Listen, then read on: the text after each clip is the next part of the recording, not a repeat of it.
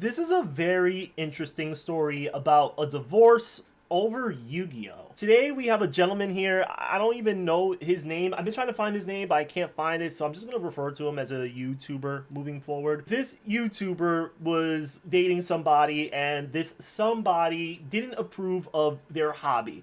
This person, this wife, wasn't really fond of the hobby. They didn't really like the fact that the YouTuber was investing time and energy into this hobby, to the point where they gave an ultimatum like, hey, it's either this YouTube or it's me. And this YouTuber, being in love and feeling that love is, takes sacrifices, well, he did just that. He gave up everything that he had to be with this woman, and now he's finally getting a divorce after like 6 or 8 years. We have some clips here. We're gonna break it down and talk more about it. So let's roll the clips and get right into it. Let me just say it straight out the way. I am no longer married, and I'm divorced. When I met this woman, I told her about my Yu-Gi-Oh stuff. She hated it. She didn't like it. She said that, hey, you can do something better with your life. You should go back to school. So you know what I did? Back in 2016, I sold all my equipment. I sold my YouTube channel. I sold all my camera stuff. I'm like, you know what? Maybe it is time to move on. Maybe it's time for me to do something better with my life.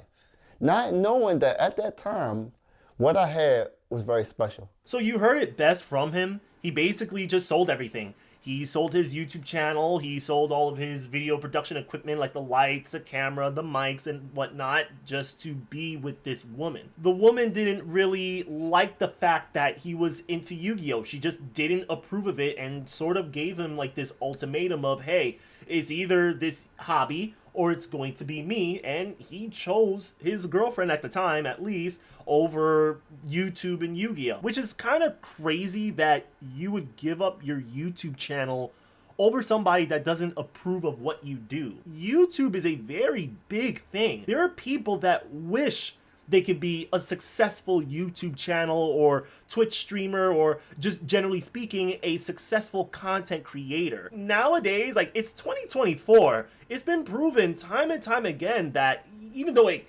requires an immense amount of luck, having a YouTube job or a successful YouTube channel can be a very lucrative job. And he, like you mentioned, he had something special and he gave that away. She told me at that time, hey, you want to meet my mother? You need a car. Because I didn't have a car at the time. I was doing YouTube. I was working from home. I didn't need to drive anywhere. Yes, YouTube is what I did for a living. It's how I paid my bills. And I was street performing also. How did I street perform? I just catch the bus 20 minutes down the street, played my horn, went home. I never needed a car. But when I met this woman, you have to go back to school. You have to exercise. You have to get your degree. You have to do something better with your life.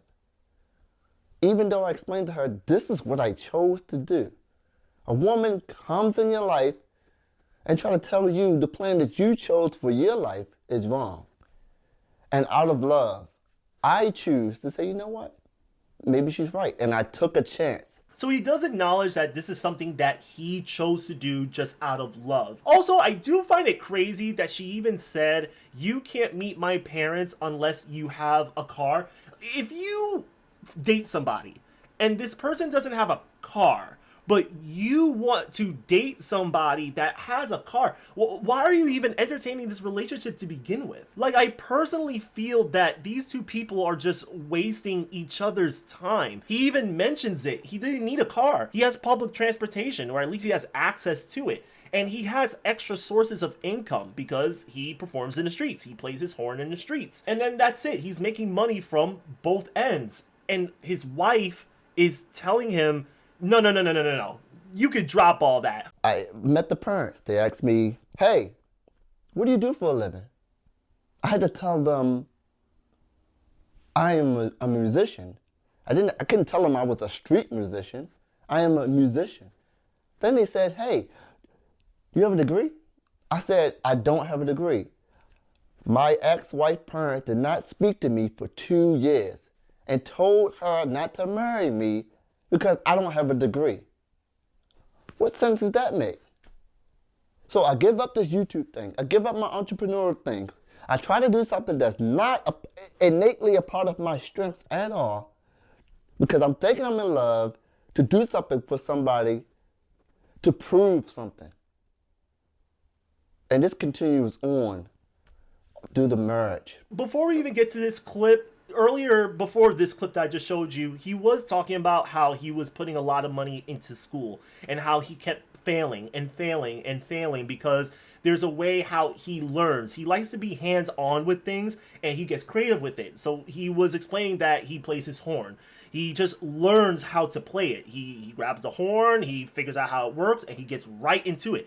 And he's very talented. So he's burning through money, going to school that he never even needed to begin with because his wife wanted him to have a degree. He meets her parents, and her parents say, I don't want you marrying this guy because he doesn't have a degree. I also find that to be kind of strange. Like, if you knew your parents are the type of parents that would judge your date by the fact that they don't have a degree, again, why are you even entertaining this relationship? The dude was absolutely fine. He didn't need a car. He didn't need a degree. He had a successful YouTube channel and he was street performing. He was making money. He was paying the bills. He had a roof over his head. He had food on the table. He had the lights on. And we're just gonna storm right into the room and say, nah, get rid of all of that. You can do much better than what you got going on here. It makes no sense. She says, hey, you need to find a hobby. I'm like, oh, let me play Yugioh again. So, last December, last year, I start my channel up again. I buy my channel back from Java. Like, oh, she gave me the okay to go into a hobby. You know what she said? You're spending too much time playing those cards. It's either the cards or me. She literally said that. I'm like, you just said I need a hobby, I get into a hobby, and now you said I'm doing it too much. What is it? What do I do? She says, why are you into those cards so much? I said, hey, I need to make a video about something. And I haven't played this card game for 2 years, on and off. How can I make a video for my subscribers about something I have no knowledge of? And I try to explain it to her, but she don't get it. She thinks it's just cards you pick up and you just play like Uno. Fast forward to last year, the wife is going to loosen the chains off this YouTuber and say, hey, go ahead and have a hobby. This YouTuber says, oh, that's awesome. I'm going to start playing Yu-Gi-Oh now because you told me to get a hobby. I'm going to get back to my old hobby being Yu-Gi-Oh. He gets back into Yu-Gi-Oh. He starts, making a little bit of content, rebuilding his YouTube a bit. His wife still didn't like that. Now, I'm going to say this, and I just want to put this out there before I go any further because I don't want anyone thinking that I'm siding with this dude when this video is of course a one-sided story. I genuinely feel it's okay to have a hobby. I think it's healthy to have any hobby. Terms and conditions apply. But in most cases, it's good to have a hobby. It's good to have fun. It's good to keep your brain occupied during the most boring of hours. But when said hobby gets in the way of your love life, when it gets in the way of your professional life or your career, if it interferes with priorities like paying the bills, taking care of your kids, or even if it gets in the way of your health, that's when you need to evaluate your hobby. Now, I don't know if this YouTuber is deep in the trenches, like just playing nothing but Yu-Gi-Oh for hours and hours on end and not even paying attention to his wife 95% of the day, and the only time he only talks to her is when he says goodnight, gives her a kiss on the forehead, and sleeps. But from what I'm hearing from this YouTuber, I generally feel that this is not the case.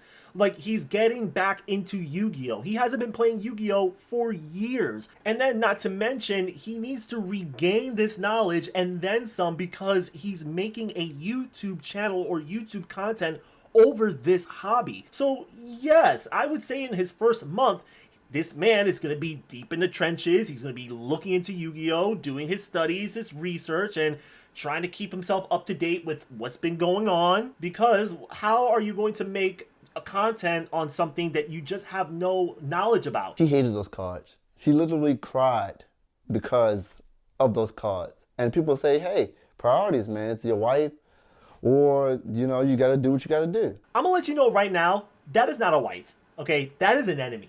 That is a hater. All he's doing is just playing Yu-Gi-Oh! and making money off of it. And his wife is literally saying, no, you can't do that. I don't want you making money off of this specific hobby, even though he was completely fine with where he was. I said to her, hey, I don't want to move away from Baltimore. You may be thinking, why? That's where my home base is. My gigs, my performances, everything. Keep in mind, I didn't have a job. Like, when I say I don't have a job, like a real job. A real job is, going in 9 to 5. I didn't have a real job for over 10 years. It was YouTube and playing my horn. That's how I paid all my bills. So when we got married and we moved out to Baltimore to somewhere else that I didn't want to be, she said, hey, how come you're not paying the bills? And I was like, what? I have a job. I have a 9 to 5 job. I don't make enough from this 9 to 5 job to pay all these bills.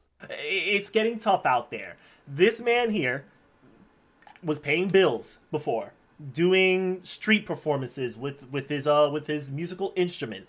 He was fine with where he was in Baltimore because the street performances was paying the bills. His wife said, I don't like Baltimore anymore. We should move out. But she doesn't take heed to what he said, and instead she decides to move out. That was a final word. And now he's forced to get a 9 to 5 job, of course, because he's been uprooted from the same neighborhood where he would make his money. And the biggest thing about it all is that he hasn't had what he quotes a real job, like a job that you walk in and out of, a 9 to 5, for 10 years. I don't know about y'all, but I don't recall knowing anybody that doesn't work a job for 10 years and suddenly gets into a job where they could pay all the bills. And not to mention, the cost of living is only getting higher. So when his wife comes up to him and asks him, why are you not paying these bills? He's probably still dumbfounded by that question. Like, I could pay the bills. I could have paid the bills if I was street performing in Baltimore. But we just up and left because you didn't want to be in Baltimore anymore. I got a 9 to 5 job, but this 9 to 5 job is not paying me enough to afford all these bills. And now you're coming to me asking me, well, why are these bills getting paid? His wife really didn't know what she had going on dating him. She was stuck in this particular mentality that, hey, you need a car, you need to have a degree, you need to have a high-paying job, and anything outside of that criteria is just unacceptable. Now, I'm going to say this, and I want to put this out the way. It's okay to have standards. There's nothing wrong with wanting to date somebody that has a car, or has a degree, or went to school, or has a high-paying job where they have their finances going on. Like, I generally feel at the end of the day, it's just two people that just wasn't compatible for each other. You have one person, the YouTuber in this case, who was making unnecessary sacrifices. He didn't know what he currently had was special, and it was something good that he had going on for himself, and he threw all that to the side in the name of love. But then you had the wife that stepped into the relationship trying to shape him into this ideal husband or this fantasy husband. Not to be fantasy, there was things that she was imposing on him that just doesn't apply. He's not gonna get a degree because he just can't learn the way that they want him to learn in these schools. He doesn't need a car because there's everything around him is convenient for him. He has access to public transportation. But I'm happy that they're getting a divorce. I'm hoping the best for the YouTuber. Hopefully he can, bring, some sort of life to his dead YouTube channel. He definitely has a long way to go because it's been like almost 10 years since he's been making content. So all the best luck to him. And also, by the way, I want to thank y'all so much for being very supportive of me. I just recently got 1,000 followers on Twitch TV after I was doing my Dead by Daylight tournament or competition for a charity. I had a lot of fun. My killer match was amazing. It was like chef's kiss for the most part. And I really want to thank you guys just for being a part of this journey as well. If you can, please subscribe if you can. If you haven't already, I would really appreciate that. I'm very close to my goal of 500 subscribers. That would mean a lot if I can especially beat that before the year's end. So let's make that work, y'all. But until then, that's really all I have for y'all. That's about it. Peace.